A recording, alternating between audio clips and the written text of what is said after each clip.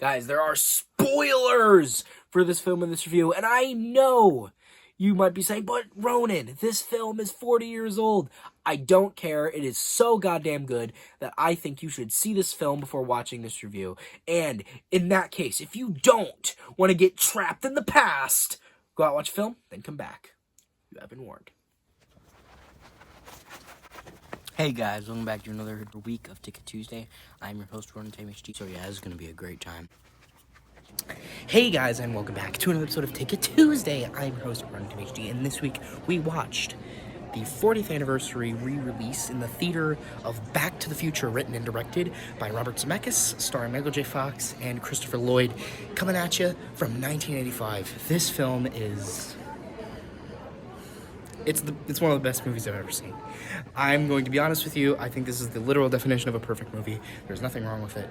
I literally cannot think of one thing that I disliked about the movie. I liked literally everything about it. I before I go on a whole 2-hour rant about how amazing this movie is, I'll tell you why it's amazing and more back at the house. We're sending you back to the future.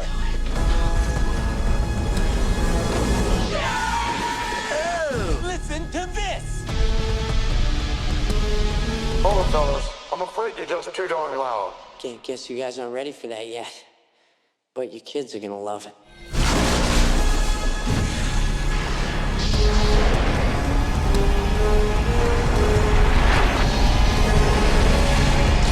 Roads? Where we're going, we don't need roads. Hey guys, and welcome back to another episode of Ticket Tuesday, Retro Edition, I guess I could call it that. This week we watched Back to the Future for its 40th anniversary. It was released in 1985. It was written and directed by Robert Zemeckis. It is starring Michael J. Fox, Christopher Lloyd, Leah? I think it's Lee Thompson, and Crispin Glover. This film is a action-adventure sci-fi film. And I will say, genuinely, I think this is one of the greatest movies I've ever seen. Like, if you've never seen it, you might look at it on the outside, like, if you've never heard anybody talking about it, you might just think, oh, it might just be like a dumb 80s, like, fun 80s movie. No. It is genuinely fucking incredible. Like, in every regard. It is so well done. Everything about it. Like, I think I wasn't even halfway through the movie. I was like a quarter of the way through the movie, and I just had my hands on my head like this. I'm like, this is one of the greatest movies I've ever seen. Like, I literally was just so gobsmacked at how well done everything was. From the writing, to the jokes, to the setups, to the foreshadowing, to the acting, to the directing. Literally everything about this movie is perfect. I don't think there is anything in this movie that I would have preferred to be, like, that I would have preferred they changed or would have preferred something else. There's not one thing I don't like about this movie. Literally everything. And I think when, like, at least every 10 minutes, you have an iconic scene or an iconic line. Like, there are so many scenes and, I guess, like, frames from this film that are either memes or they're, like, popular things in some way. This film is doing something right when there's just so many, like, 30 iconic things in one movie. I know I might be rambling here, but I need to get myself back on track. This movie is just incredible, and I think that I just have so much to say about it, but it's hard to put it into words. You know, I think sometimes you just kind of have to watch it for yourself, you know, with stuff like this, and I'm going to try to describe it the best I can. And with that being said, I think my first compliment that I'm going to give it is I love the dynamic between Marty and Doc Brown. Overall, I think Christopher Lloyd's performance as Doc Brown, and Doc Brown in general, he's the best character in the movie. He is so animated, and he's just so entertaining. Like, whenever something crazy happens, he, like ragdolls all over the room, and he acts super dramatic. Great Scott! Right? Like, it's so entertaining, and he's such a fun character, and I think he works so well because I think he's given in doses. You know, he's a he's a side character. I think if he was the main character, he wouldn't work as well because we would have seen too much of him. But the fact that we don't see his zaniness 100% of the time adds to, whenever we do see it, it makes it even more entertaining because, as I said, we don't get it all the time. I also, obviously, of course, the DeLorean itself looks great. The practical effects on it look amazing. Of course, the whole time travel thing, going to the past, and him, like, kind of having to fix shit that he fucked up so that he doesn't get erased from existence. And then his mom kind of falling in love with him, and then that was like a whole... People might be weirded out by that, and it is kind of weird, but the movie kind of knows it's weird, and it's a joke, and it's funny. And even at one point, when she kisses Marty, she's like, ugh, it's like kissing my brother. Like, do you understand that? He's like, yeah, I totally understand that. 100%. And I think that's the thing. There are so many zingers in this, I guess is a good way to put it. Like, there's so many one-liners, but they're not even one-liners. They're just, like, snappy. Like, the writing is so well done. And not even just the dialogue. Like, I think even the screenplay, it's one of the greatest screenplays I've ever seen. Because there's not one scene that's unnecessary. Even if it's just for comedy, it has a reason to be there. Because it's like, I mean, a movie is made to entertain you, right?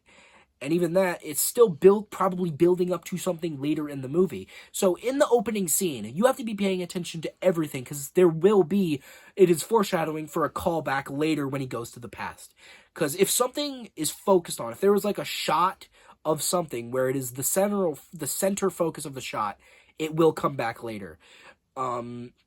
So there's, in one of the scenes in the opening scene, there's a van saying, re-elect, what was it? It was like Goldie Wilson or something, Goldie Winston, as, for mayor, re-elect him as mayor, right? And there's a scene where there's no Marty, there's no nothing, it's just a focus on the van.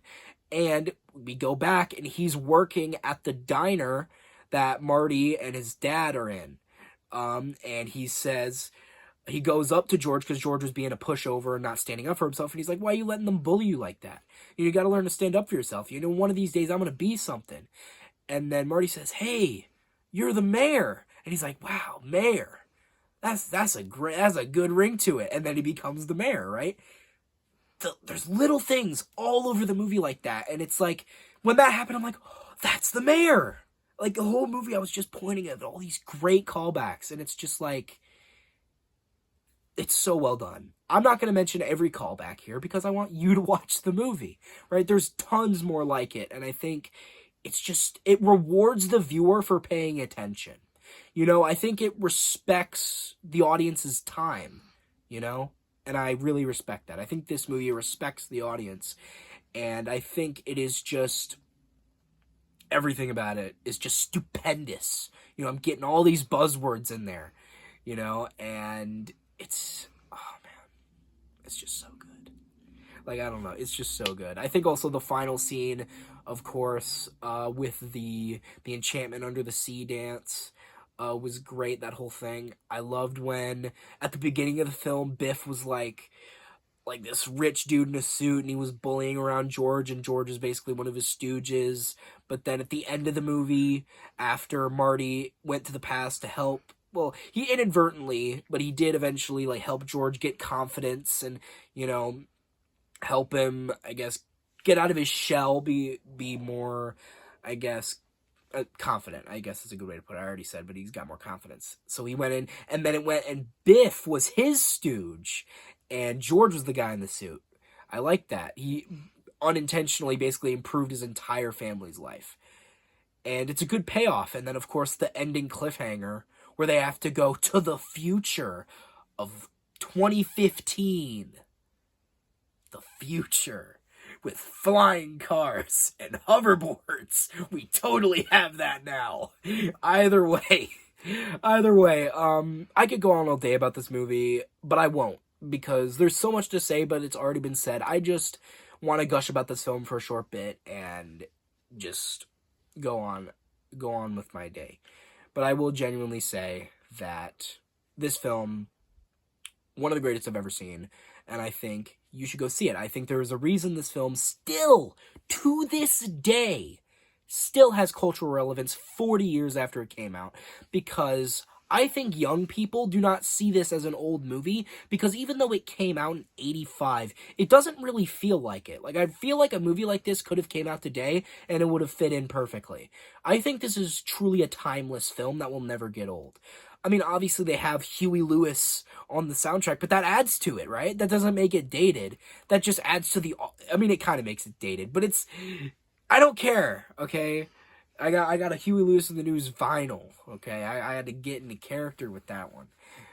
I'm just saying that it does kind of make it dated, but it's a fun dated, right? It's got that 80s vibe to it, and I think there's a reason that I'm young, right? I'm not that old, as you can clearly tell, and I know a bunch of my friends, and a fuck ton of them have seen it, and they all say, oh, I love that movie, that's a classic, right? Every single one of my friends that have seen it love it. And that's because it's just so fucking good. If you don't like this movie, I don't think you like movies. I'm just gonna say it. I will judge you if you do not like this movie because you have bad taste, good sir, or good madam, or good person. I don't want to judge here. I'm sorry, I'm rambling. I just really like this movie, and I'm gonna get on to my final thoughts, my conclusion. Would I recommend this movie? 1,000 times, 100%. Absolutely, I would definitely recommend this film. Under any circumstance, you should watch this film. Under every circumstance. This is an absolute classic, and if you haven't seen it, what are you doing? Go out of your way to watch this film. Literally, just watch it with friends, family, anybody. I think this is literally an everybody film. Anybody can get enjoyment out of this film. And I think you can get enjoyment in this film. And I think your friends, your family, they can get enjoyment out of this film. So watch it with them. And I guarantee you, if you watch it once, you can watch it 2 other times. Watch it. Just as I'm saying. With that being said, what would I rate this film? I think that this is not being overly nice or overrating. I think this is genuinely what it is. I think this film is a 10 out of 10. And, yeah, I think I've said what I need to say in this specific video. So, I hope you guys liked this video. Share with friends, subscribe, turn those notifications on. Comment down below on how much you liked it. But, you guys know how it goes. I didn't really mean to say that. What I really meant to say is if you guys hated this video, unsubscribe, dislike, tape, in the comments. And I'm Burns HD. Going back to the future. So I was watching this movie, right? And I hadn't seen this movie. I think I'd seen like scenes and bits from it, but I'd never seen the whole thing. But during the whole movie, I was just quoting it the whole time because there's like 30 different scenes in this movie that are just completely iconic and that like everybody knows. What other movie has that? None. This movie has the sauce that most movies, even back then, didn't have. This movie's just built different. I don't know what to say.